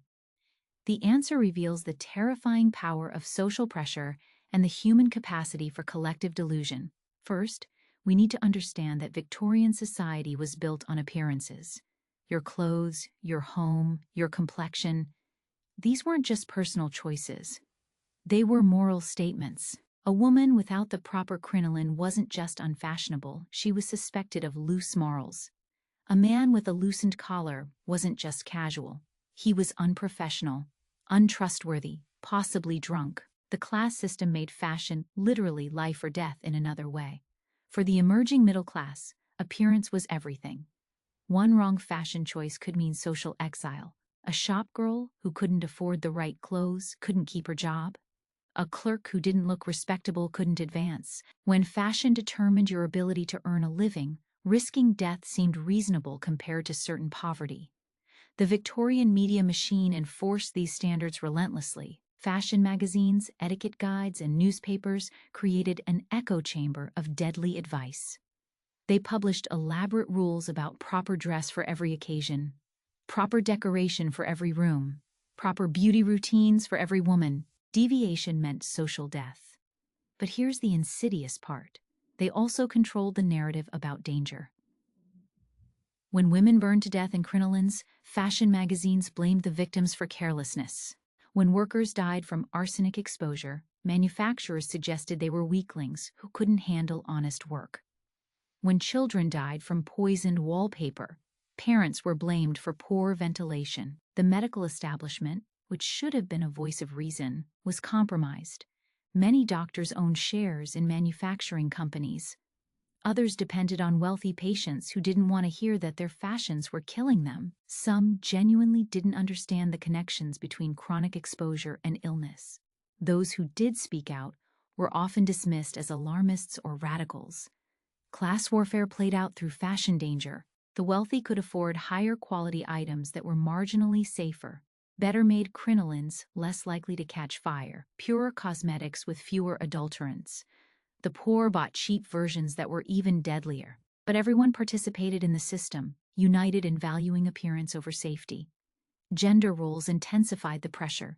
Women were supposed to be beautiful, delicate, ornamental. Admitting that beauty routines were dangerous would mean admitting the whole system was flawed. Men were supposed to be strong, rational, providers. Acknowledging that their collars were strangling them would be weakness. Both sexes were trapped by expectations that equated suffering with virtue. The Industrial Revolution had created these dangers, but it also created the wealth that made fashion accessible. For the first time, ordinary people could afford to dress like their betters. The fact that the clothes might kill them seemed a small price for social mobility. The democracy of fashion came with a body count. Religion played a complex role. Some religious leaders condemned fashion excess as vanity. Others preached that suffering refined the soul. Many churches required formal dress for services, enforcing the very standards that killed. The contradiction between Christian charity and fashion cruelty was rarely addressed directly. The psychology of gradual poisoning enabled denial. Arsenic wallpaper didn't kill immediately. It weakened slowly. Lead cosmetics took years to show severe effects. Corsets damaged gradually. People could rationalize that their symptoms came from other causes. By the time connections were undeniable, victims were often too damaged to recover. Manufacturers understood this psychology and exploited it brilliantly. They marketed poisons as health products. Arsenic wafers would give you blooming health. Mercury cosmetics promoted clear skin. Corsets provided healthful support.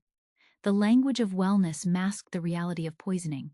Competition between women intensified the dangers. If your rival laced to 18 inches, you'd try for 17. If she achieved perfect pallor with lead powder, you'd apply more. Fashion magazines published measurements and beauty tips that encouraged this toxic competition. Women literally killed themselves trying to outdo each other. Men competed differently, but just as dangerously. The stiffest collar, the shiniest shoes, the most formal appearance marked status. A man who showed up to work with a loose collar might as well announce he'd given up on advancement. The pressure came from peers, employers, and society at large. Children had no choice, but were trained from birth to accept danger as normal. Girls learned that beauty hurt while learning to walk. Boys learned that breathing was less important than appearance before they could read. By adulthood, the conditioning was complete. Questioning fashion was like questioning gravity. The few who did resist faced severe consequences. Rational dress reformers were mocked in newspapers, caricatured as mannish women and effeminate men. Women who refused corsets had limited marriage prospects. Men who dressed comfortably were passed over for promotions. Social rebels paid a high price for their principles. Economic systems reinforced the deadly cycle. Entire towns depended on poisonous industries. Thousands of workers made crinolines, corsets, and arsenical wallpapers. Shutting down these industries would cause massive unemployment. Workers who knew they were making deadly products kept working because they needed to eat. The government was reluctant to intervene. Laissez-faire capitalism meant businesses could sell whatever people would buy. Early attempts at regulation were fought as attacks on freedom. The right to poison yourself was somehow conflated with liberty. Only when the body count became undeniable did laws slowly change. International competition mattered too. If Britain banned arsenic dyes, wouldn't French manufacturers gain advantage? If America regulated cosmetics, wouldn't women just import European brands? The global nature of fashion made unilateral safety measures seem impossible. The truth is, everyone was complicit. The manufacturers who made poisons, the magazines that promoted them, the stores that sold them, the consumers who bought them, the doctors who stayed silent, the government that failed to act, the entire society that valued appearance over life. But perhaps most heartbreaking were the individual stories of recognition and regret. Mothers who realized they'd poisoned their children with nursery wallpaper. Women who understood too late that beauty routines had destroyed their health. Men who felt their careers had required them to slowly strangle themselves. The deathbed revelations of people who'd sacrificed everything for fashion. Some tried to warn others. Former corset wearers wrote passionate letters about the damage done. Doctors who'd lost patients published exposés. Workers from poisonous industries testified about conditions, but their voices were drowned out by the massive machinery of fashion propaganda. The psychological investment, too great. Admitting that fashion was deadly meant admitting that suffering had been meaningless, that sacrifices had been stupid, that society's values were murderous. Most people couldn't face that level of cognitive dissonance. Easier to blame victims, deny evidence, and keep participating. Even reform movements were corrupted by fashion pressure. Rational dress advocates designed reformed clothing that still included corsets, just slightly looser. Healthy cosmetics still contained poisons, just less obvious ones. Safety improvements often created new dangers. The system adapted rather than truly changed. What finally began to break the cycle wasn't moral awakening but practical pressure. Insurance companies, tired of paying for preventable deaths, began pushing for regulations. Employers, losing trained workers to fashion-related illness, supported reform.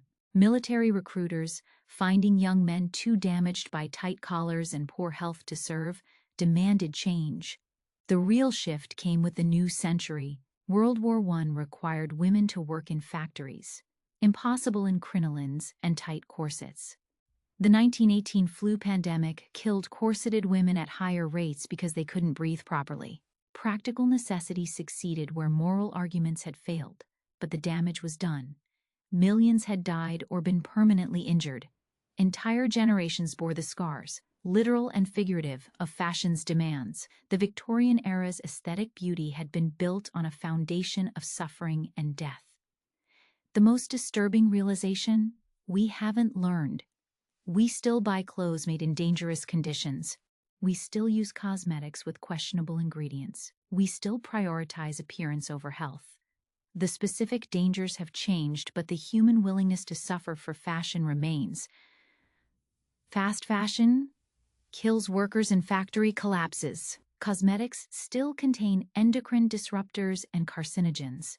Social media creates new pressures for dangerous beauty procedures. We look back at Victorian fashion deaths with horror, while participating in our own version of the same system. The Victorian era shows us what happens when a society values appearance over everything else, when social pressure overrides survival instinct, when industries profit from suffering, when governments fail to protect citizens, when individuals feel they have no choice but to participate in their own destruction.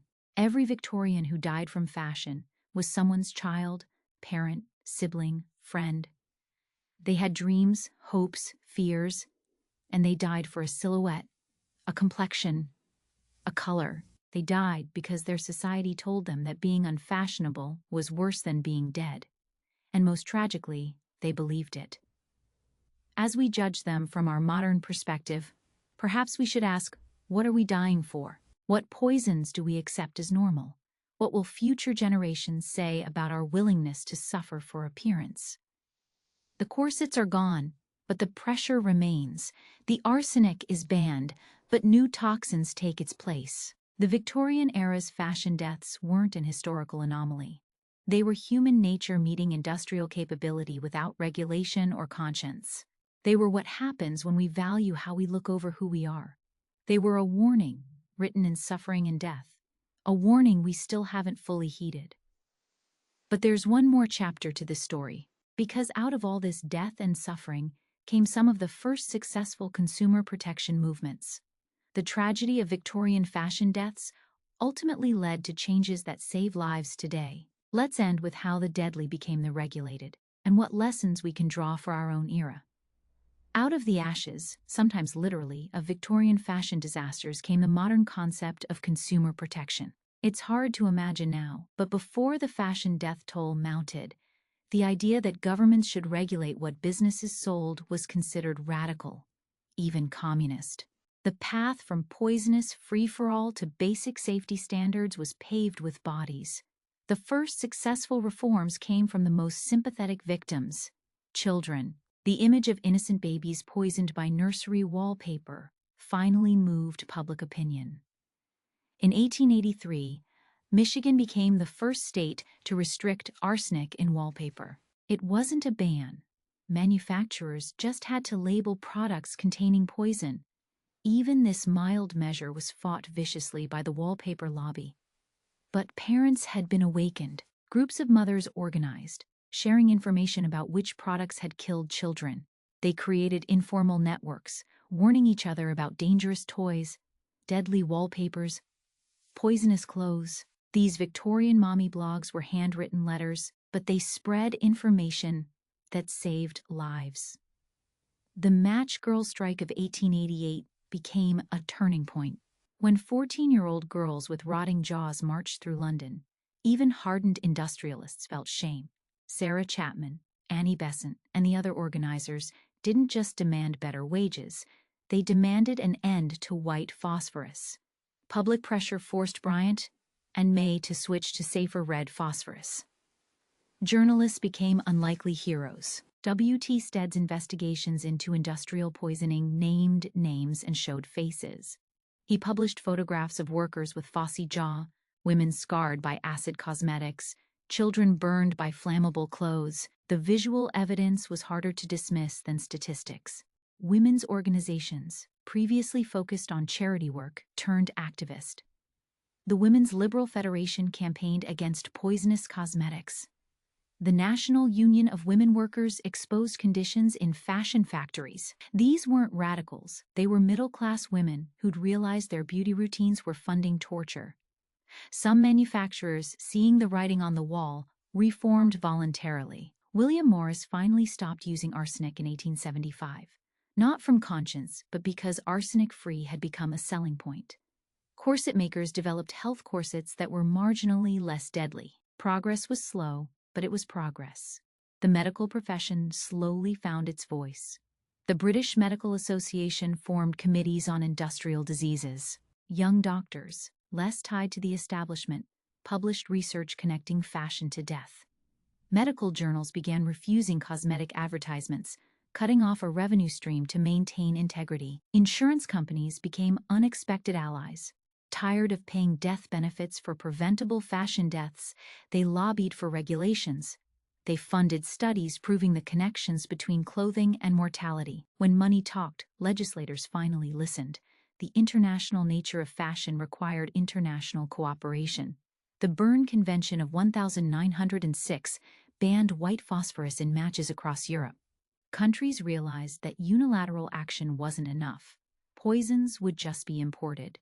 This early international cooperation laid groundwork for future safety agreements. World War I accelerated change through tragic necessity. Women working in munitions factories couldn't wear corsets or crinolines. When they proved perfectly capable of working uncorseted, The myth that women needed binding for support crumbled. War work also exposed how previous fashion had weakened women's bodies. Uncorseted women were healthier, stronger, more productive. The 1920s brought the first comprehensive cosmetics regulations. The U.S. Food and Drug Administration, created in 1906, slowly gained power to regulate beauty products. Mercury was banned in cosmetics. Lead was restricted. For the first time, manufacturers had to prove relative safety before selling. But regulation was always reactive, never proactive. Each ban came after deaths. Each restriction followed tragedy. The arsenic wallpaper ban came after thousands of dead children. Phosphorus match bans came after hundreds of workers lost their jaws. Mercury cosmetic bans came after countless women were poisoned. Progress was written in obituaries. The fashion industry adapted rather than reformed. When one poison was banned, they found another. When crinolines became unfashionable, bustles created new hazards. When lead cosmetics were restricted, other heavy metals took their place. The game of regulatory whack-a-mole continues today. Some lessons were learned. We now have material safety data sheets, warning labels, and testing requirements. But new dangers emerge constantly. Formaldehyde in permanent press clothing, endocrine disruptors in synthetic fabrics, nanoparticles in cosmetics whose long-term effects are unknown. We're still guinea pigs, just with more paperwork. The psychological lessons are harder to implement. We know social pressure can override survival instinct, but Instagram influencers still promote dangerous procedures. We know industries will prioritize profit over safety, but fast fashion still kills workers. We know gradual poisoning is hard to detect, but we still use products with uncertain long-term effects. Modern parallels are everywhere. Skin lightening creams containing mercury still poison women in developing countries. Textile workers still die from chemical exposure. Fashion industry buildings still collapse, killing hundreds. The geography of suffering has shifted. The pattern remains. What's changed is awareness and agency. Victorian women couldn't Google the ingredients in their cosmetics. Modern consumers can research, organize, and boycott. Social media that creates pressure can also spread warnings. The same technology that enables fast fashion can expose its costs. But knowledge without action is meaningless. We know our clothes are made in dangerous conditions. We know our cosmetics contain questionable chemicals. We know social pressure drives dangerous behavior. Yet we participate, just as Victorians did, believing our individual choices don't matter, or that the system is too big to change. The Victorian era teaches us that change is possible but requires sacrifice. Those who fought for reform lost jobs, social standing, and faced ridicule. Modern activists face similar challenges. Ethical fashion costs more. Safe cosmetics may be less effective. Standing against social pressure is still social suicide in some circles. Perhaps the most important lesson is that consumer protection is never finished. Each generation faces new dangers enabled by new technology. Victorians couldn't imagine synthetic endocrine disruptors. We can't imagine what dangers future innovations will bring. Constant vigilance is the price of safety. The regulatory framework built on Victorian suffering saves lives daily. Every warning label, every banned substance, every safety requirement exists because someone died without it. We live surrounded by invisible protection, bought with historical blood. Food and drug regulations, workplace safety requirements, product liability laws, all have roots in Victorian fashion tragedies.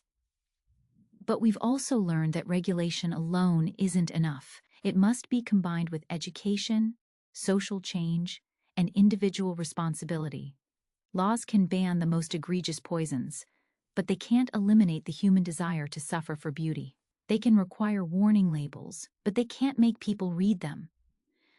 The final lesson from Victorian fashion deaths is about values. A society that values appearance over health, profit over people, conformity over safety, will always find new ways to hurt its members.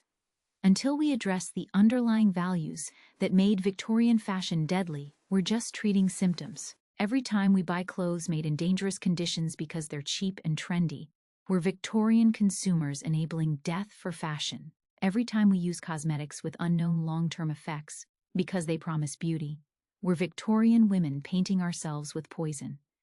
Every time we mock those who choose safety over style, we're Victorian society enforcing deadly conformity. The ghosts of Victorian fashion victims have lessons for us if we'll listen. They tell us that social pressure can be deadly, that industries will sell poison if it's profitable, that governments won't act until bodies pile up, that individuals feel helpless but collectively have power, that suffering for beauty is never worth it. They also tell us that change is possible, that tragedies can spark reforms, that collective action can overcome industrial power, that regulations written in blood can prevent future deaths, that societies can evolve beyond deadly values. The Victorian era ended not just chronologically but culturally, its deadly fashion orthodoxies replaced by new priorities. As we face our own fashion challenges, sustainability, ethical production, chemical safety, social media pressure, we can learn from Victorian mistakes. We can demand transparency before tragedy. We can change values before victims mount. We can choose health over appearance, ethics over economics, safety over style. The Victorian fashion death toll wasn't inevitable. It was the result of choices, individual and collective. Every poison sold was a choice. Every danger ignored was a choice. Every life lost was the result of countless small decisions that prioritized appearance over existence. We make similar choices daily: what we wear, what we buy, what we tolerate, what we demand. These shape our fashion system as surely as Victorian choices shaped theirs. We can choose differently. We can break the cycle of suffering for style. We can honor the Victorian dead by not repeating their mistakes. The ultimate tragedy of Victorian fashion deaths wasn't just the suffering, it was the waste. Brilliant women poisoned for pale skin, talented workers destroyed for wages, children burned for adult vanity. All that human potential sacrificed for temporary aesthetics. Let their deaths mean something. Let their suffering teach us. Let their stories remind us that fashion should enhance life, not end it. That beauty should celebrate humanity, not destroy it. That no trend is worth a life, no style worth suffering, no appearance worth death. The Victorians couldn't imagine our world, one where clothes can be both safe and beautiful, where cosmetics are tested for toxicity, where workers have protections. We've come far from the era of arsenic wallpaper and exploding collars, but we haven't come far enough. Every fashion victim of the Victorian era was a person who deserved better. They deserved clothes that protected instead of poisoned. They deserved beauty without brutality. They deserved a society that valued their lives over their looks. So do we. The Victorian era's fashion deaths stand as history's most beautifully dressed warning. A reminder that when we value appearance over everything else, we create systems of suffering. That when we prioritize profit over people, we enable exploitation. That when we enforce conformity through social pressure, we can make murder fashionable. But also a reminder that we can change, that awareness can spark action, that tragedies can inspire reforms, that collective pressure can overcome industrial power, that we can create fashion that celebrates rather than kills. The choice, as always, is ours. Will we learn from the Victorian dead, or will future generations write about our fashion victims with the same horror we feel for theirs? The answer lies not in history, but in the choices we make today. Every purchase, every pressure, every priority shapes the fashion system we create. We can choose systems that enhance life or enable death. We can be Victorian consumers, complicit in suffering, or modern citizens demanding better. The Victorian fashion victims can't speak for themselves, but their stories speak volumes. They tell us that fashion without conscience is deadly, that beauty without ethics is poison, that style without safety is murder. They died for fashion. We don't have to. That's their final gift to us, the knowledge that things can be different, that fashion can be safe, that beauty can be ethical, that we can look good without dying for it. All we have to do is choose life over looks, health over trends, people over profit. All we have to do is learn from history instead of repeating it. All we have to do is remember them. The Victorian era ended over a century ago, but its fashion victims remain. In museums displaying their poisoned dresses, in medical texts documenting their deformed bodies, in archives recording their preventable deaths, in lessons we've learned and reforms they inspired. They died for fashion. Let's live for something better.